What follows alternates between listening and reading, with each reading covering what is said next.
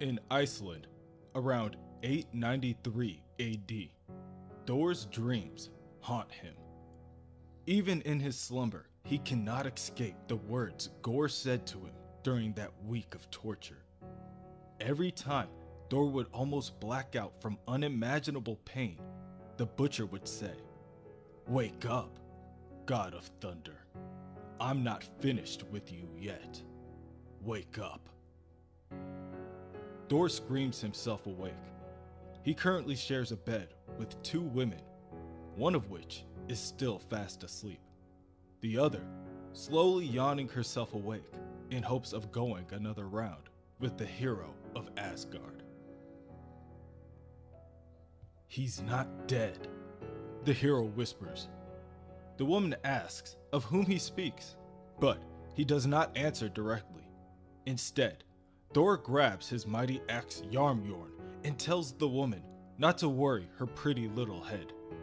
Her pretty little head, the woman informs him, has been smashing faces and breaking noses since she was old enough to see straight. She's no shield maiden. She makes war like she makes love, in a berserker rage. So, she will accompany him if there is any battle awaiting. Thor checks the nearby window in search of the butcher that haunts him. He soon finds out he is acting like a child. Frightened by his own shadow, it has been 8 days since the hero of Asgard fought that god butcher bastard, and he still can't get the devil out of his head. So Thor tells the woman that he doesn't wish to dream anymore this night. That means she will have to keep him awake until morning. The woman gladly obliges and the two begin. Not soon after, they are interrupted by a screech piercing the air. Well, it was not so much of a scream that rang through the Viking village as it was a cry of battle. The first of many that will be heard this night.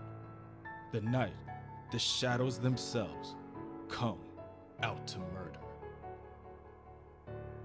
In Asgard, many millennia from now, Thor, the Avenger, follows his all-father counterpart deeper into the halls of Asgard. The Avenger can hardly believe his eyes. The man he is looking at is him, be it an older, wiser, more exquisitely bearded him. One whose countless scars tell tales of unforeseeable battles. All-Father Thor has the left arm of the Destroyer armor, and only one eye. But currently, he is growing tired of his younger self gawking at him like some half-witted Hercules. They have business to attend to. The two arrive at the All-Father's throne room, and the Avenger is given pause when he is informed of the current status of Asgard. The Black Berserkers are finally gone. Gorr has called them back home. For the first time in 900 years, the skies around Asgard are empty. The siege is broken. For the first time in 900 years, Thor believes he still has a chance. The All-Father tells the Avenger that he is going to make himself ready for war, and advises the young god of thunder to do the same. They will die if they are not prepared for what they will face. This is no mere Ragnarok come upon them. This is an ending beyond all known endings. This is apocalypse unparalleled. All-Father Thor tells the Avenger that there is a chamber in the East Wing, just past the statue of the kings. Odin always said that it was for all fathers only, but now, on the eve of their extinction, the Avenger will find all that he needs inside. The Avenger grumbles to himself as he makes his way to the chamber. What could his older self be thinking? The Avenger is ready now. Every moment they wait, gods could be killed. This cannot be him. The Avenger then ponders if this is one of the alternate futures that the X-Men are always going on about. Surely, he does not become his father. Thor arrives at the hull. He doubts what aid its contents could really provide. That is, until he finds countless barrels of ale and thinks to himself, one drink couldn't hurt. In the past, black berserkers tear apart the village. They find the hero of Asgard and tackle him out of the dwelling and into the frosty blanket of snow that lay outside. Vikings run to his defense, and Thor swings his mighty axe to stave the beasts. Thor knew this wasn't over. The God Butcher must have sent the berserkers after the hero. "He sent you, didn't he?" the young god demands. "Where is the one-armed coward? Thor would cleave whatever's left of him." The berserkers do not respond. However, one answers by raising a lone glowing crystal into the air and throwing it at Thor's feet, shattering it to dust. The shattered fragments quickly turn into a steaming liquid that drags down Thor as if it were quicksand. The hero of Asgard desperately swims to the surface, and when he reaches it, he believes it to be hell. But what awaits the hero is much worse. It is the God Butcher who has eagerly been waiting for their reunion. For this Thor is his favorite Thor. So, the Butcher must savor this moment when he welcomes the young hero to the place where all gods go to die. Thor quickly rises to his feet and bellows out to Gorr that this time when he is cut, Gorr will stay dismembered. Gorr has grown in power significantly since the time he and this Thor have met. It has been many millennia since their last encounter, and now they battle on his black world. It takes nothing for Gorr's darkness to grab a hold of the god and slam him against the spiky dome of the cave.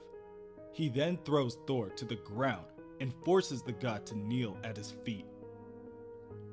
"Now, where were we when we last met?" the Butcher asks. "Before those Viking friends of yours interrupted us in the cave." The Butcher begins to torture the god, savoring every moment of his cries for help. "Ah, yes. I believe that was it." Within the halls of Asgard, All-Father Thor makes one last prayer to the departed. He apologizes once again, for he has failed them all. He can only pray for their forgiveness and their strength. If the children yet live, he will find them. So swears the King of Asgard. The All-Father equips his armor, helmet, and sword, and leaves for the docks. He calls out to his younger counterpart to join him. "Thor, are you ready to spill your blood across the end of time? Are you ready to die as the stars die with you? Are you ready to laugh in the face of the twilight of the gods?" "I," the Avenger says, carrying with him a barrel of ale. "Thor is ready, but I still need answers. What happened to Asgard?" "Gorr, the God Butcher, happened. 900 years ago. He came here, out of time, spewing black berserkers, an endless army of the beasts. We held them at bay, as long as we could, but as our numbers dwindled, his power grew. And ultimately, I was all that was left." "He killed them? He killed all of Asgard?" the Avenger asks in disbelief. "He took them, enslaved them. He has his own world, a dead, blackened planet at the edge of space. He's building something there, I know not what. For all these years, all I could do was watch from afar. He's kept me trapped here, alone, for 9 centuries, always surrounded by those damned berserkers unable to break free, unable to die. I thought Asgard would be my prison for eternity. But then, you came. You have renewed my strength, young god of thunder, seeing myself as I once was, though beardless and dim-witted, nevertheless fills me with vigor. For the first time in centuries, I feel like a god again. I dare say, I even feel the rumblings of the Thor force within me once again, which I had long since thought forever spent.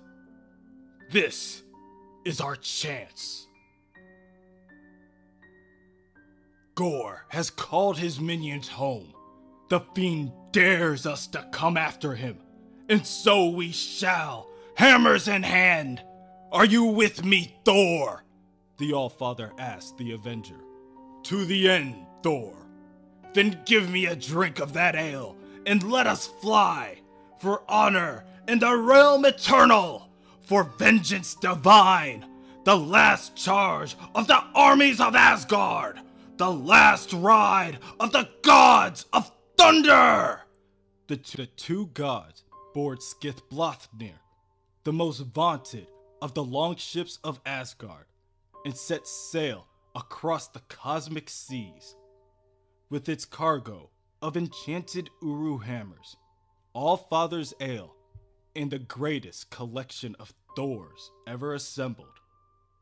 And yet, it would not be enough.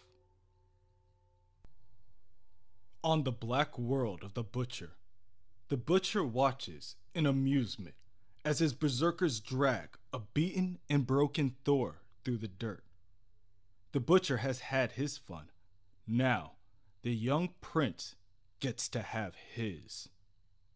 All new arrivals will be taken to the construction site and be immediately put to work in the mine. All except for Thor. The God Butcher wants him with the builders at the summit. It is very important to Gorr that the young prince be there the moment all work is finally completed, so that he may drive in the final nail. In present day, within omnipotent city, the nexus of all the gods, the Lord Librarian is very displeased. Specifically because the security detail seems hell-bent on wasting his time in breathing his air. The security informs the librarian that the communications division has tried contacting the world of Kronux, as requested, but they haven't been successful in their efforts thus far. They suggest that in the future, the librarian refrain from burning the books he's been entrusted to protect, especially those containing the known directions of hidden worlds. The surveillance spirits state that only his division of the library was previously infiltrated. They also suggest the librarian use a less substandard security enchantment next time. Moreover, there is still no word from Thor, the Avenger. In a fit of rage, the librarian tells the security to call the Parliament of Gods to go into session. He then turns to the weak god that accompanied Thor. You, what's your name again? Shadrach, god of bubbles and ballerinas. And what do you know of God Butcher, Shadrach the Mad? Nothing. There's no need to know anything. It will all be over soon. All of this, all of us. It's better this way. I shouldn't have helped him. I know, but I knew this way would be better. The librarian raises an eyebrow. Helped him? Helped him how? Shadrach backs up a couple of steps, No, never mind. I'm merely Shadrach, god of kittens and coconuts. I don't know anything. The librarian grabs one of Shadrach's tentacles and attempts to rip it from his head. Stop lying to me! You're the god of this, the god of that! Who are you really? God of pancakes and tambourines? Shadrach mumbles weakly. The librarian throws Shadrach against a nearby bookcase, and countless books fall to the floor. If you are a god, then your name and image are somewhere in this library. If you make me dig out the book myself, I will beat you senseless with it. Do you hear me? It's better this way, I swear. Better than how he was doing it. Tearing us apart one by one, he made me watch. I only helped him so I wouldn't have to watch anymore, so no one would. He came to me. He made me show him how to build it. Please, it will all be better this way. Believe me. Start making sense, damn it. Tell me, what are you hiding? Tell me who you are! The librarian begins to shake Shadrach to try to force him to make sense, but the god just starts to cry. I am only Shadrach, he says truthfully, tears rolling down the sides of his face. God of bombs.